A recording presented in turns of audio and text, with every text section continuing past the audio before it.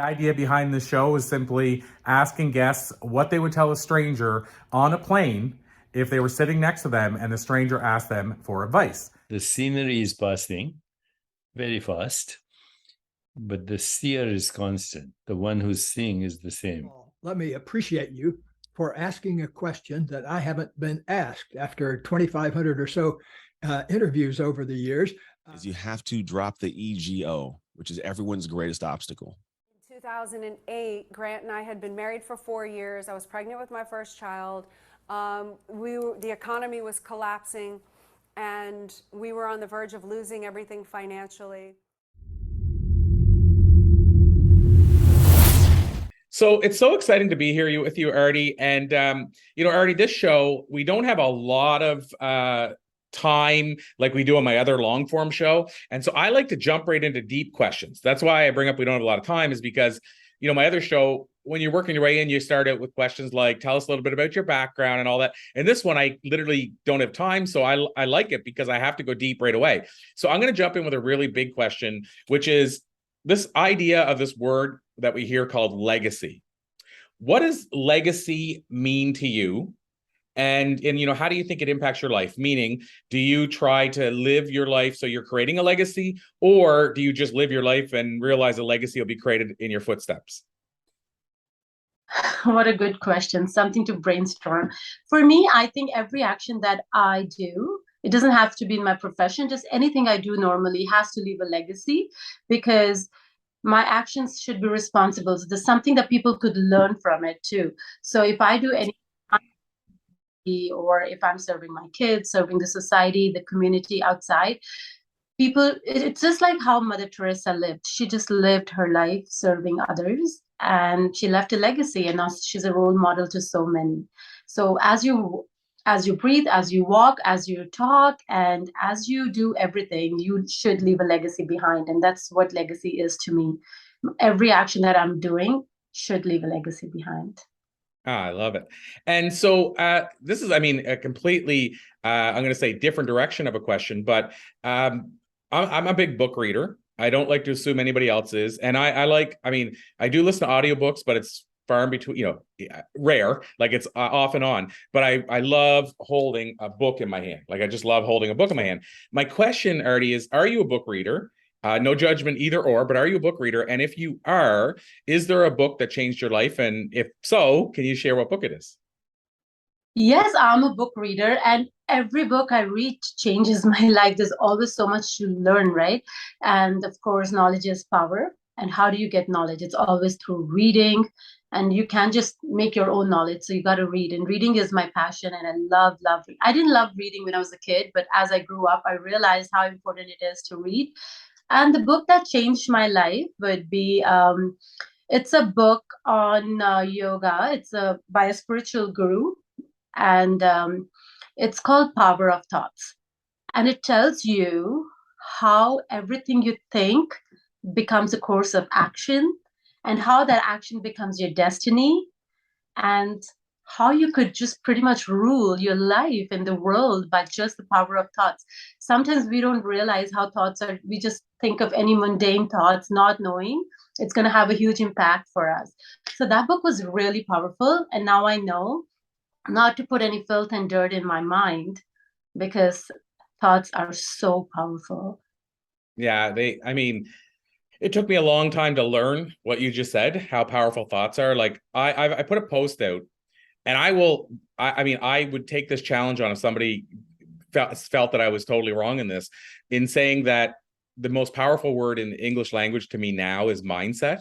And what this is based on is interviews now with over 6,500 people. So I'm not like just kind of going, I think it's a big word, I think it's important. Like I'm literally basing it on years of study.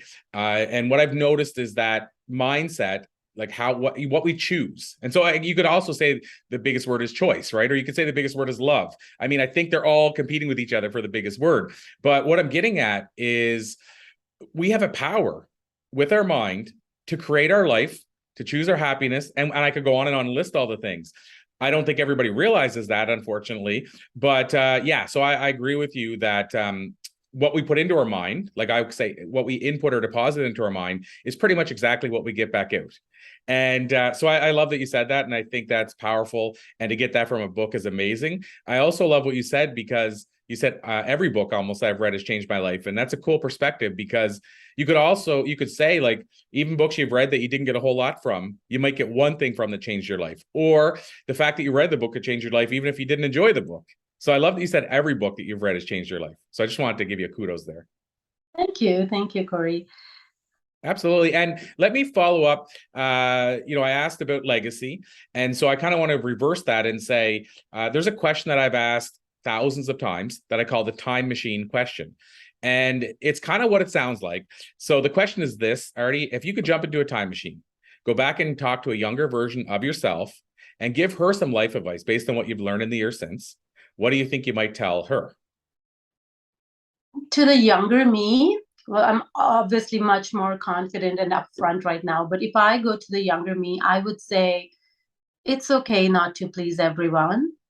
It's okay not to have affirmation from everyone. If you are proud of what you're doing, it's okay to please yourself and live the way you want to be, because you have all the right to live for yourself, and you have all the right for your own happiness. You don't always have to live for others' approval and others' happiness. I mean, it's good to do that, but it's always, the first thing should always be filling your own bucket, which I didn't do as a kid, because I just thought I need, and I had to, I'm sorry, I think we lost the connection there. Right. So it's just, as a kid, I just thought I had to please everyone else but me. But now when I am at this age, I feel I have to fill my bucket first. And then once it's full, it just overflows. And then I can give my gifts to the people around the world. So it's important to fill your own bucket. I love that. And I love that you use bucket as an image versus cup, because we always hear cup. And to me, the bucket's like, oh, wow, like that's, I don't know, it just feels like you're filling more up.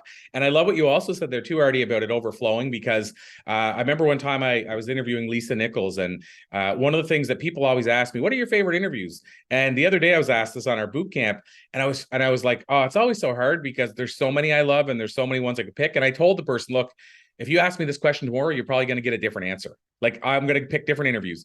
But I said today, for whatever reason, one thing that pops out to me is Lisa Nichols talking about how so many people try to just fill their cup. They talk about filling their cup and they get to 100%. And then when they're at 100%, they start giving to everybody else. And then they deplete their cup again down to 60 or 50. She said, you need to fill that bugger so that it's overflowing into a saucer. And wait until it's overflowing into the saucer before you start giving. So I love that you said a bucket because it's bigger, and also said in that way when it's overflowing, because I do believe that's true, that some people, what they do is they just fill their own cup. And like I said, they get to 100% and then they start depleting again. And then they're drained. And then they're, oh, I better fill it back up. And then they get depleted again. Versus, like I said, being always, like I always deposit positive messages and inspirational messages every day into me, so that when I have a bad day, it almost doesn't even affect me, because I have a shield up. Or you could say I've made so many deposits, now it's okay to make a withdrawal. And to me, that's the example of not just trying to fill the cup, but going above and beyond. So I love that. And I want to ask you, before I ask you our big question, to finish things off, the big question we always ask, and this is putting you on the spot probably with this question, because I know it's like the favorite book, but can you think of the worst and best advice you've ever been given? And if so, like, what was the advice? Why was it maybe worst or best? Okay, the best and the worst advice. Yeah. The best advice, okay, let's start with worst so we could end up with something good in the end. Okay, so the was, I was a stay-at-home mom for a good 10 years. I had 3 kids, I was raising them.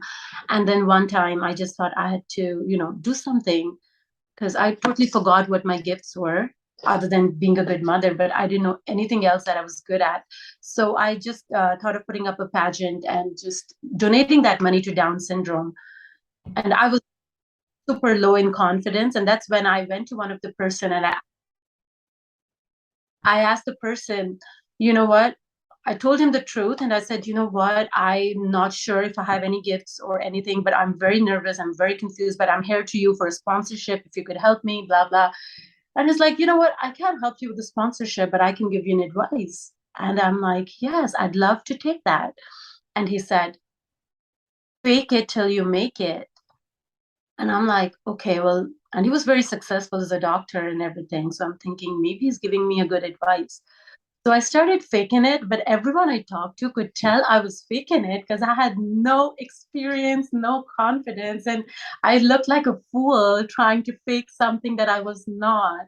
So I learned it very fast and really quick that do not fake it, just be yourself.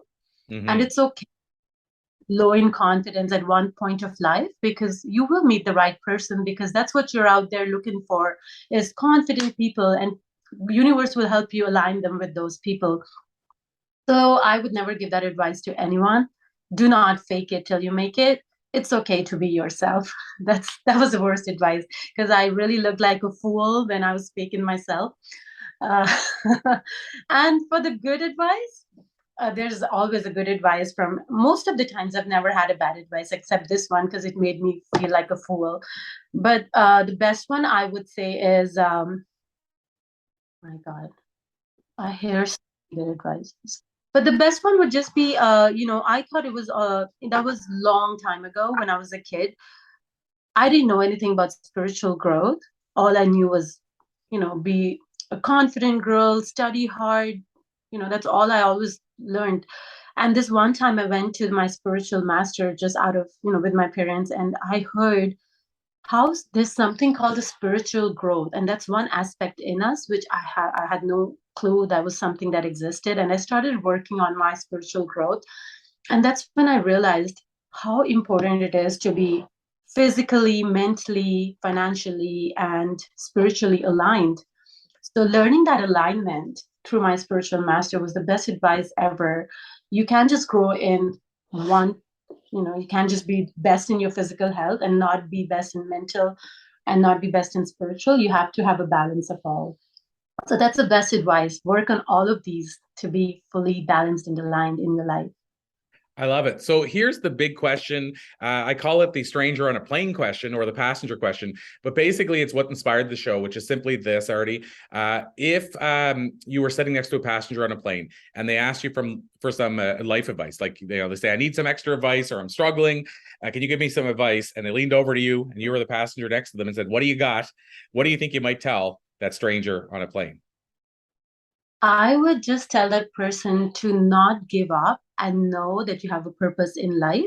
You might have tough days, but that does not mean it's end of everything. It just means you're going an uphill where you have to cycle really hard, but that does not mean that the downhill won't come. It's going to come. So do not give up. It just means that this phase of your life need extra efforts for you to learn and to be at that peak where you could enjoy the success, and then you could just relax and the car is just going to flow by itself.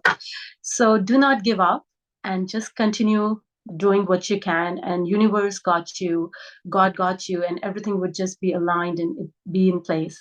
Just remember you are here for a purpose, and everything will be in your good, if not today, tomorrow. So just do not give up. Amazing. I love that. So the last question, which is the unofficial question, but still most important question, is how do we learn more? Like if people want to reach out to you, they want to learn more about you, where would you send them? Sorry, if they want to learn more, how do they reach out to me? Yeah. They could always call me at my phone number, which is 780-299-9090, or they could message me, email me. I don't know if I could say all that. There's so much information out there. You could find me on Instagram under a yoga center, Prem Ras Yoga, which just means a divine love nectar. Prem is love and Ras is a nectar. So yeah, you could find us on Facebook, Instagram, phone call, email, anything. All mediums are out there for them to reach out to me, and I'd go in beyond to help them in any form and way I can. Amazing. Well, and Arti, what we'll do is we'll make sure in the comments below that we include some of the links as well for where they can reach you to make it easy for them. But Arti, Verma, this has been an absolute pleasure. I so appreciate you. This has been amazing. And I'll call it till next time, and to be continued. Thank you so much. Namaste, Corey. Thanks.